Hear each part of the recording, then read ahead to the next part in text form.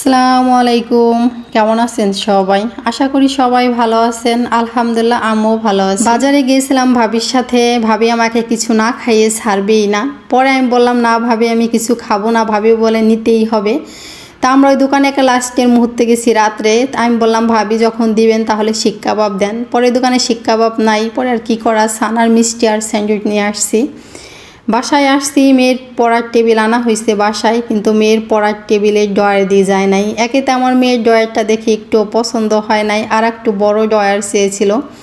Drawer হয়ে গেছে ছোট, আবার বাসায় ড্রয়ারও আনে নাই। তারপরের দিনকে যাকে দিয়ে টেবিল আনাইছি তাকে দিয়ে ড্রয়ার আনাইছি, কিন্তু সে চাবি আনে নাই। বড় মুসিবতে পড়ছি। বাজার থেকে মুরগি, আলু, তারপরে হচ্ছে ধনেপাতা, কাঁচামরিচ, লেবু কিনে আনা হয়েছে। তা মুরগিটা পরিষ্কার করে নিতেছি, ড্রেসিং করে আনছি বাজার থেকে, আবার বাসায় এনে সুন্দর করে পরিষ্কার করে এখন ফ্রিজে রেখে দিব। লেবুর দাম দেখে তো আমার কপালে হাত। জাল্লা, আমাদের গাছে 2 দিন পরে এত লেবু ধরবে, তখন বাজারে তখন দামই থাকে না, তলা দিয়ে বিছিয়ে পড়ে থাকে। আর এখন 2টা লেবু আনছি 20 টাকা দা কিনে, তাও এটা কাগজি লেবু না, ঘোরালি লেবু। ভাত চড়াই দিছি কারেন্টের চুলায়। আজকে কারেন্ট আমার সাথে অনেক দুষ্টামি করতেছে। ভাত চড়াই দিছি, পরে কারেন্ট চলে গেছে। তারপরে কি আর করার, এই চুলায় দিয়ে দিলাম।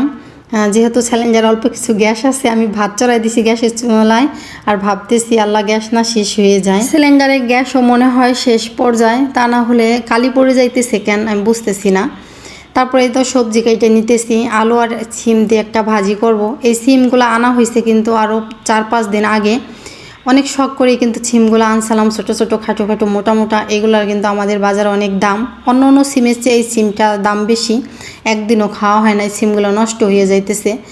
আজকে ভাবলাম যে আলু দিয়ে সিম দিয়ে একটা ভাজি করি। ভাজিটা এত মজা হয়েছে বলার মতন, অনেক মজা হয়েছে ভাজিটা।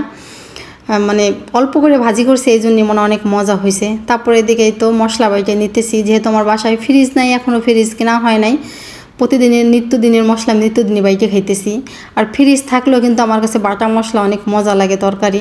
তারপরে তো কারেন্ট চলে আসছে। কারেন্ট আসার পরে আমি ভাজি রান্না করার আগেই কিন্তু কারেন্ট চলে আসছিলো। তারে আর ওই চুলায় ভাত রান্না করে নিছি, গ্যাসের চুলায় ভাত রান্না করে নিছি। আমি শুধু ভাজি রান্না করছি কারেন্টের চুলায়। তারপরে তো আবার ওই যে আমি মুরগির মাংস চড়াই দিছি কারেন্টের চুলায়, দেওয়ার পরে আবারও কারেন্ট চলে গেছে। আবার ওই যে মুরগির মাংস নিয়ে আসছি এই চুলায়। মানে ভারী নৃত্য করতেছে আজকে আমি এই চুলা করতে করতে। কারেন্টে অতিরিক্ত বিরক্ত করতেছে।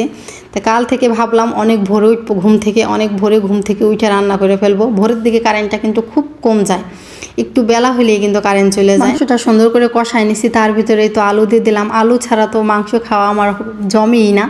আলু ছাড়া আমি মাংস খাইতেও পারি না। অনেকেই ভাবে আল্লাহ মাংসের ভিতরে আলু দিয়ে খায়। এখন বর্তমানে অনেকেই আলু দেয় না মাংসের ভিতরে, কিন্তু আমার আলু ছাড়া চলে না। তা মাংসটা তো প্রথমে মশলা কষাই সুন্দর করে, তারপরে মাংস দিয়ে অনেকক্ষণ পর্যন্ত কষাই নিছি। তারপরে এই তো এখন আলু দিয়ে কষাইতেছি। আলু দিয়ে কষানোর পরে আমি এখন ঝোলের পানি দিয়ে দিব পরিমাণ মতন। কড়াইটা কিন্তু দূর থেকে এরকম দেখা যাইতেছে বুঝতেছি না, কিন্তু কড়াইটা অনেক বড়। এটা ভর্তি আমি পানি দেব। পানি কিন্তু একটু ঝোল রাখবো না। ব্রয়লার মুরগির মাংস কিন্তু ঝোল রাখলে একটু ভালো লাগে না, একেবারে টানাই ফেলবো। তাই তো গরম করে রাখছিলাম পানি, সেই পানি এই যে দিয়ে দিতেছি। ঢাকনা দিয়ে ঢেকে অনেকক্ষণ পর্যন্ত জাল করছি। জাল তো করছি আর মনে মনে ভাবছি আল্লাহ আমার সিলিন্ডারে গ্যাস না শেষ হয়ে যায়। কারেন্ট তো এখনও আসে নাই। তা মাংস রান্না করা আমার পুরোপুরি কমপ্লিট। দেখেন আমি একটু ঝোল রাখিনি, একেবারে সুন্দর করে ভুনা ভুনা করে ফেলছি। তারপরে কতক্ষণ আর বসে থাকবো, কারেন্টের জন্য আর অনেকক্ষণ বসেছিলাম, দেখে কারেন্ট আসতেইছে না। পরে শেষে ডিমটাও ভুনে নিতেছি গ্যাসের চুলায়। গ্যাসের মনে হয় সিলিন্ডার আছে ভালোই, শেষ তর হলো না, রান্না তো পুরো কমপ্লিট হয়ে গেল। বিকালের দিকে আমি বসে বসে চানাচুরের বিস্কিট খাইতেছি। মেয়েকে বলছি বয়মটা নিয়ে আয়, কী যেন খাইতে মন চাইতেছে। কী আর করবো, বাহিরে গেলে আলসি লাগে আমার। বাহিরে গেলে বোরকা পরো, হিজাব পরো, এটা পরো সেটা পরো, এজন্য যাইও না। মানে অনেক আলসি লাগে এখন। ভাঙ্গার ভিতরে থাকলে কী হবে, ভাঙ্গা বাজারের ভিতরে যাইতে আমার অনেক আলসি লাগে। তো কী খাবো, বাসায় আছে চানাচুর বিস্কিট, এইগুলাই খাইতেছি। মানে ঝাল ঝাল কিছু খাইতে মন চাইতেছে। আজকের ভিডিওটা আমার এই পর্যন্তই, আর বেশি বড় করব না। কেমন হলো আমার ভিডিও অবশ্যই কমেন্টে জানাবেন। ভালো লাগলে লাইক, কমেন্ট, শেয়ার, সাবস্ক্রাইব করতে ভুলবেন না। সবাই ভালো থাকবেন, সুস্থ থাকবেন। আল্লাহ হাফেজ। আসসালামু আলাইকুম।